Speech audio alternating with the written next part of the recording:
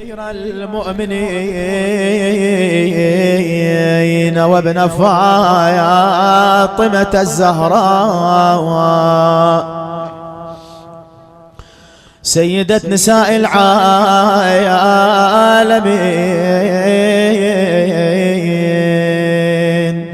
روحي وأرواح العالمين لك الفداء يا غريب يا مظلوم كربلاء كربلاء كربلاء يا مسلوب العمامة والردايا يا مذبوح من القفا ما خاب والله من تمسك بكم وأمن من لجأ إليكم يا ليتنا كنا معكم فنفوز والله فوزا عظيما. هاي ام الحزن زينة بالليلة تودع اخوتها تهل مكسورة الخاطر بالتوديع دمعتها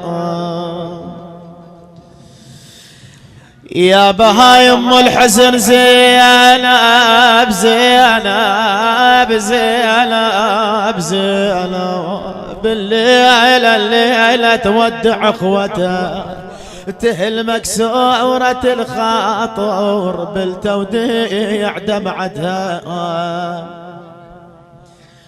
هاي ام الحزن زينب من جلي الهوى مسات شافت كل بواد الطاف بجيوش العدل جدسات زينب زينب بالابم والضيم والشروح حسايات وجلها زاد وانضامت وتحاج روح قامت يا فرحة ما دامت أظن هاي الظلم والخيل علجت الحسين لمتها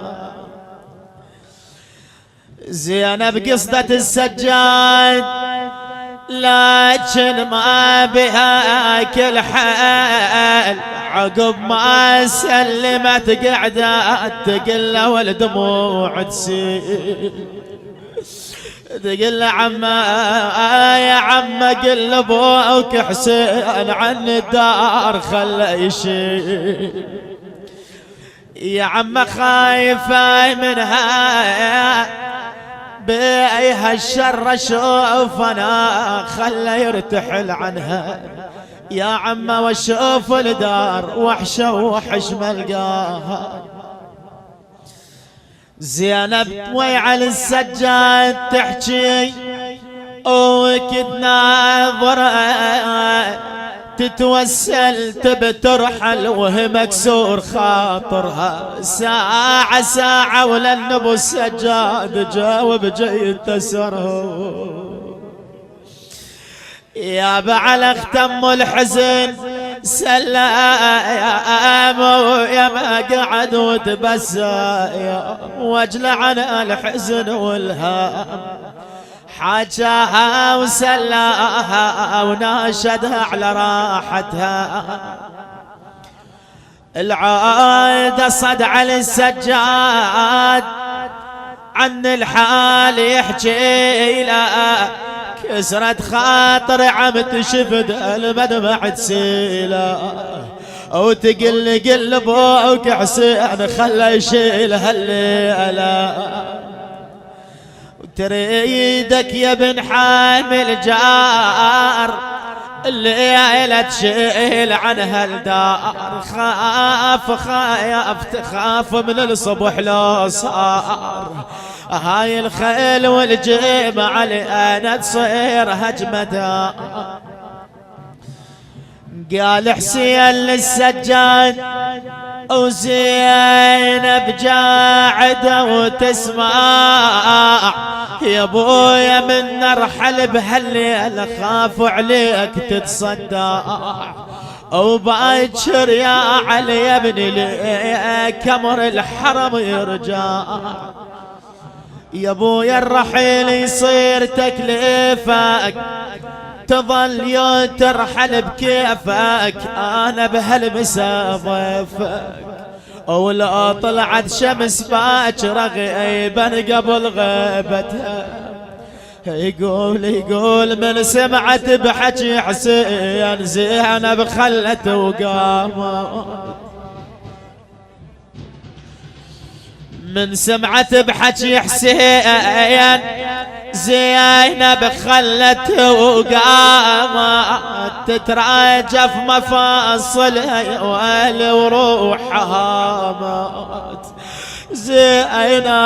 زينب ليلة العاشر هذاك اليوم ما نامت من سمعت بحكي حسين ما غمضت زينب عين تصوت وين اروح وين عقب خوتي وهالعليل الوطن شلون رددوا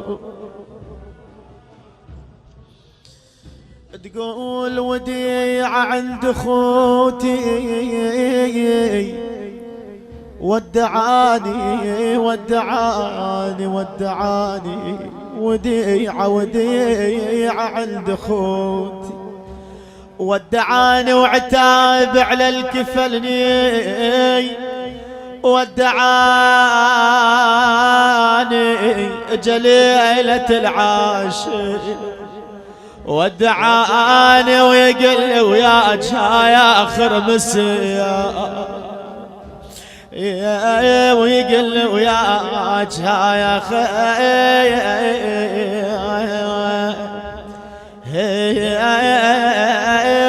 مسيا قلت له شلون عن تروح يا مناي وباكر لو رحت من يضل يا مناي فد عيون وشمايل وبعد يا مناي اخذ كل شي يا اخويا ورد لي اخذ كل شي يا اخويا ورد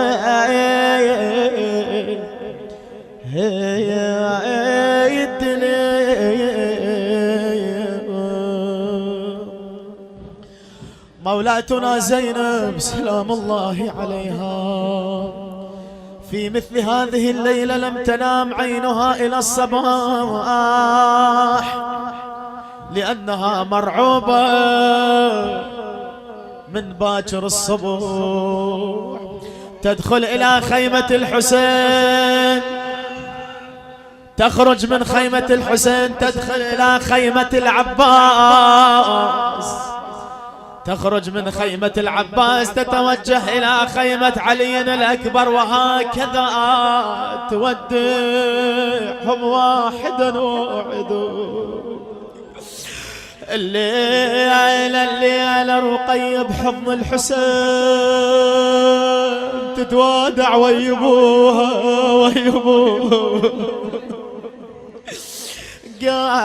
قام يصيح يا ليل الموادع طول هاي من جت رقية وقعدت بحضن الحسين اسمع الحسين شي يقول بحسرة حسين قام يصيح يا ليل الموادع طول رقية فوق صدر اليوم وباكر فوق صدر خيول ودارت عين العضيدة عباس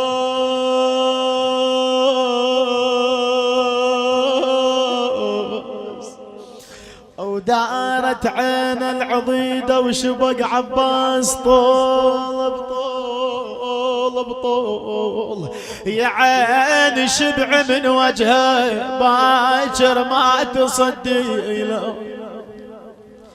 يقول الليلة كل أميرة بنوح وحزن ودعت واليها واليها، هي تشبقه وتشمه وهو يصبر عليها.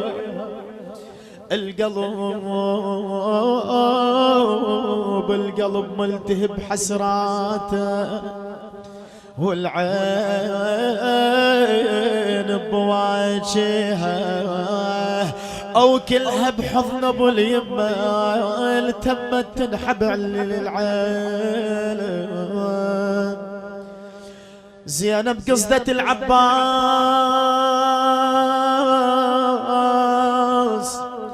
او حطت عينها بعينه، انت اليوم بالصوان باكر ياهو يحمينا. تقول له خويا خويا ابو فاضل انت الليله بالصيوان بالصيوان، خويا باكر ياهو يحمينا. انا بشاربك لا تقول ما ادري، انا بشاربك عباس حلفك لا تخلينا. بيا شلون يا جفال العسكر لو هجم خيله، وبعد ليلة شبقت الأكبار وصدت له بظهر محني محني، او رملة صاحت الجاسم باكر زفتك يا ابني. يما يا يما يا يما يا يما. وبعد اكو مرة او عبد الله الرباب تصيح اخر يوم لا بحضني، وعبد الله الرباب تصيح اخر يوم لا بحضني. ما يطرع لعين النوم تقضي موادع الليله، كل الاطفال كل النساء ملتمين بخيمه الحسين، يطلعون من خيمه الحسين يرحون الخيمه عمهم العباس. حسين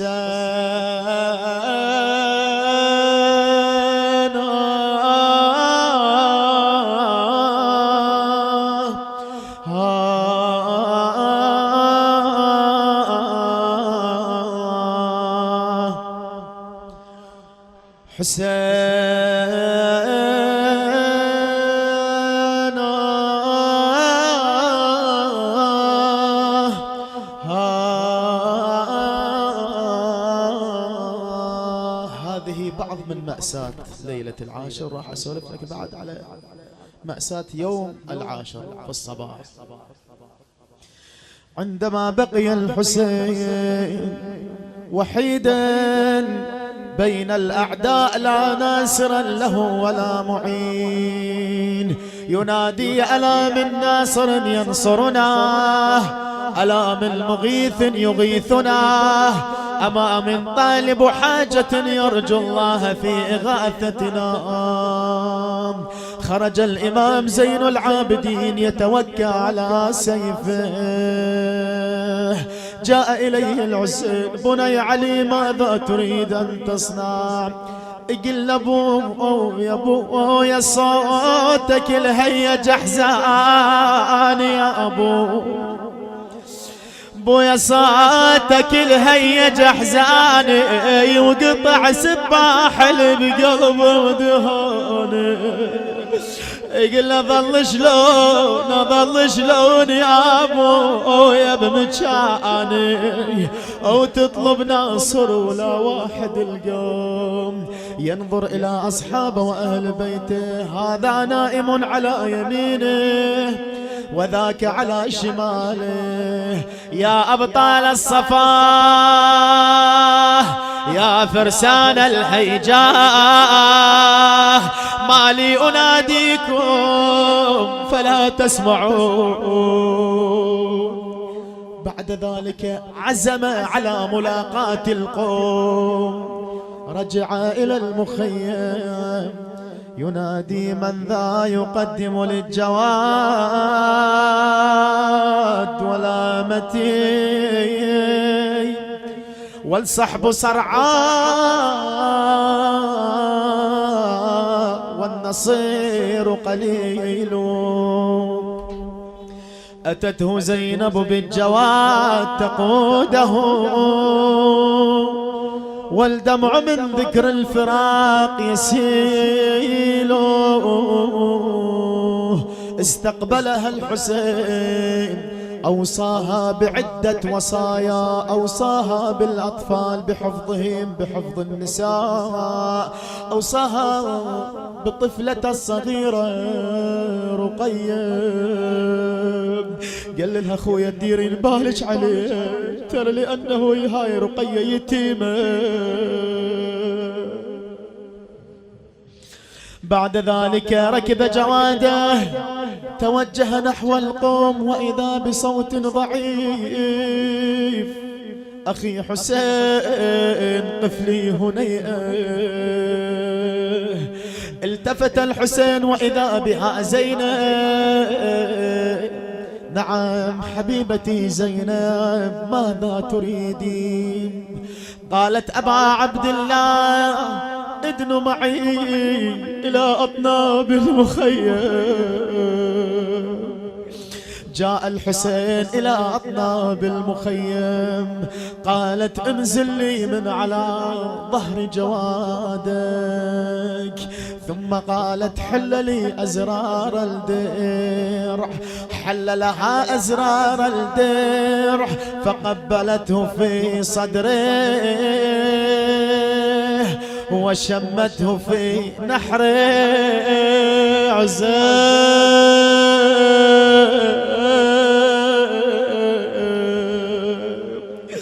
ثم توجهت نحو المدينة. أماه فاطمة أديت الأمانة يا يما.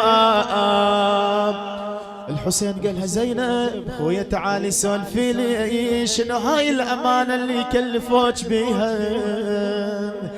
قالت له: حبيبي حسين إن أمنا فاطمة عندما حضرتها الوفاة كنت طفلة صغيرة. قالت زينب: يوما من الأيام سترين أخاك الحسين وحيدا يطلب ناصرا لا يجد معينا.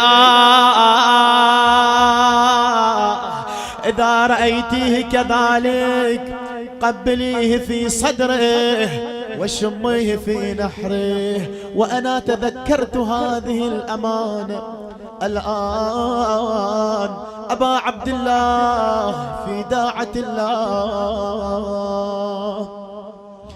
تقول الروايات بأن المولى أبي عبد الله كان يهجم على القوم يقاتل ويرجع إلى مركزه ويودع العائلة عدة مرات. وفي مرة من هذه المرات ودع العائلة باوع ما لقى سكينة ويا النساء. صاح زينب: أين عزيزتي سكينة؟ قالت: أخي إنها في الخيمة لا تستطيع أن تودعك.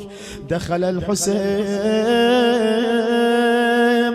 وإذا بسكينة تبكي واضعة رأسها بين ركبتيها.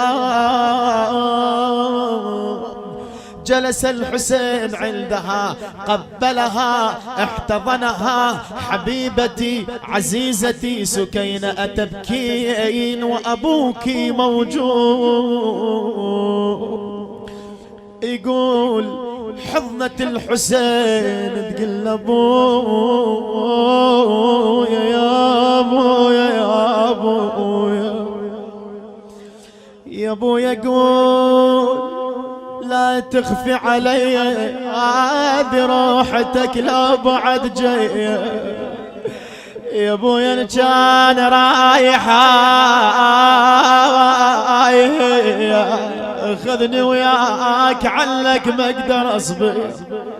الحسين قبلها صبرها ثم خرج ودع العائلة الوداع الأخير اللي ما منا رجعة بعد أبدا. هنالك امرأة همينا يقولون ما قدرت تودع الحسين وبقت حسرة قلبها، ألا وهي الرباب أم عبد الله الرضيع،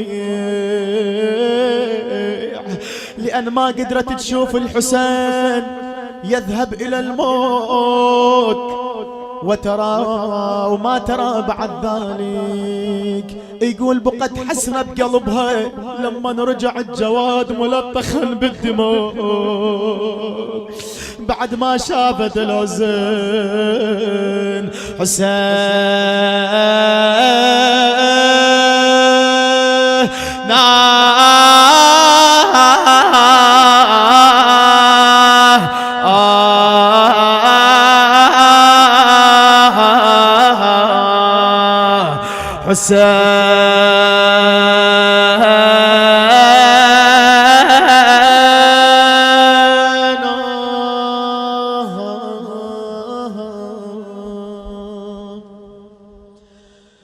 لكن الرباب متى رأت الحسين بعد ذلك الوداع عندما مروا بالظعن على مصارع القتلى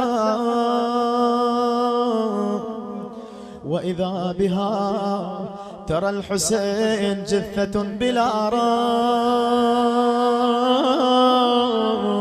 راس، التفتت وإذا برمح طويل عليه رأس الحسين.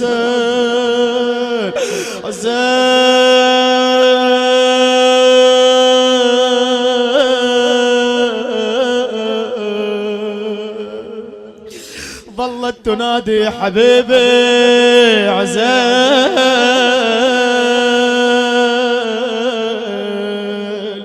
يقول ما تحملت رمت بنفسها من على ظهر الناقة على جسد الحسين احتضنته تقبله. وين قبلته؟ يقولون قبلته في عظم نحرين.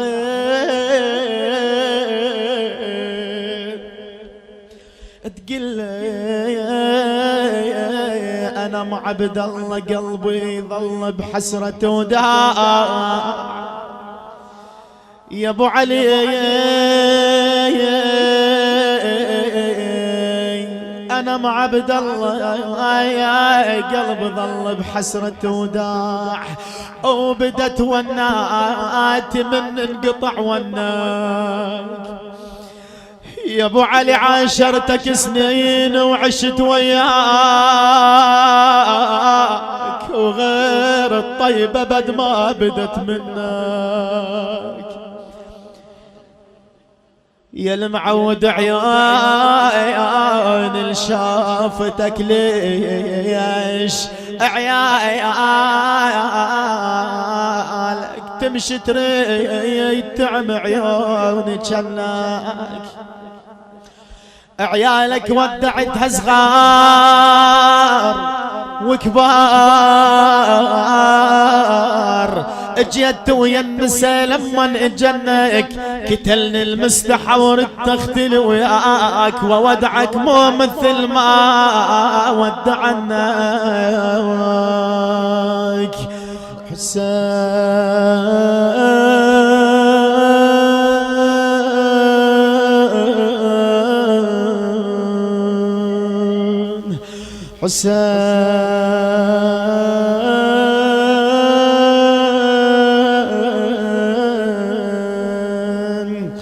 خلي هالليلة نذكر عبد الله الرضيع. جيبه يا ابن مله جزاك الله خير، جيبه. خلي نذكر طفل الحسين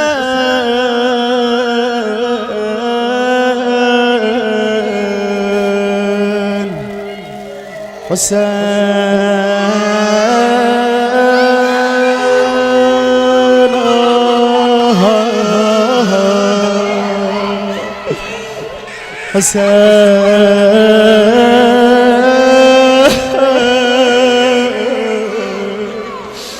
في يوم العاشر عندما بقي الحسين وحيدا جاء إلى الخيمة، استقبلته زينب تحمل عبد الله الرضيع. أخي حسين خذ طفلك فإنه عطشان، خذه إلى القوم ليسقوه.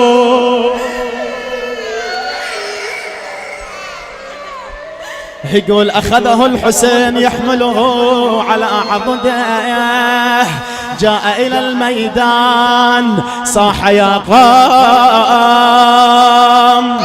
ما بقي عندي غير هذا الطفل،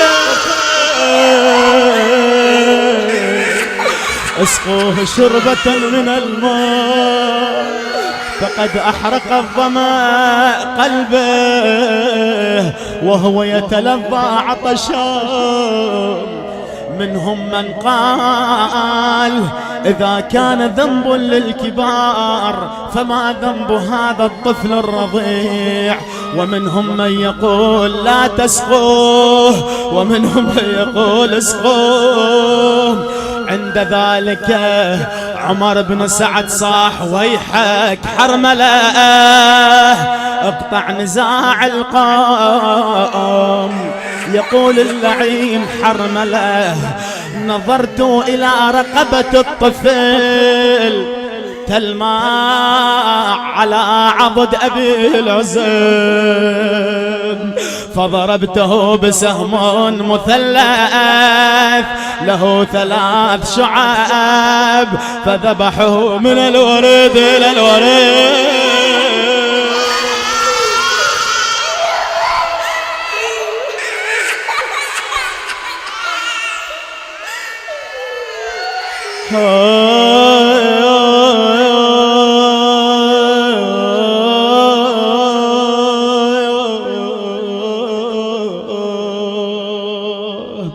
ذبحه من الوريد إلى الوريد، وإذا بالطفل يفرفح كالطير المذبوح حتى أخرج يديه من القماط.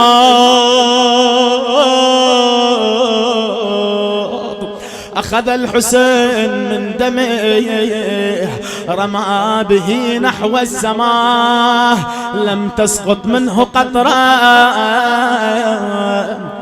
تلقى حسين دم الطفل بيده، تلقى حسين دم الطفل بيده. اشحاله ليجتلي بحضنه يا وليده، سالي وترس جفا من وردم، وذبال السيمة للقاع ما خار.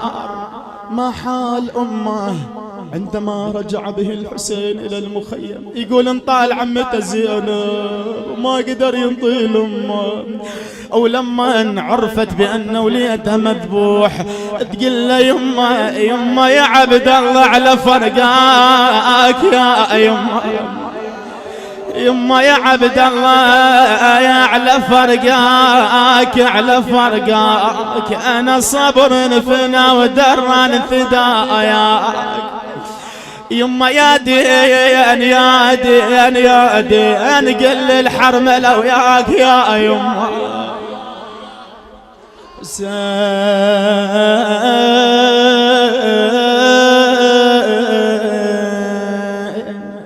وبعد شو تقول الرباب؟ أهز مهدك يا عبد الله، أهز مهدك يا عبد الله، وعايل المهد خالي يا ابني وثمار دلالي عاين عالمهد خالي يا ابني وثمار دلالي أهز مهدك يا عبد الله أهز مهدك يا عبد الله يما يا يما يا يما قل له يما فوق المتون اقعد انا ومك فوق المتون انا ورضعك يا يما ماي العيون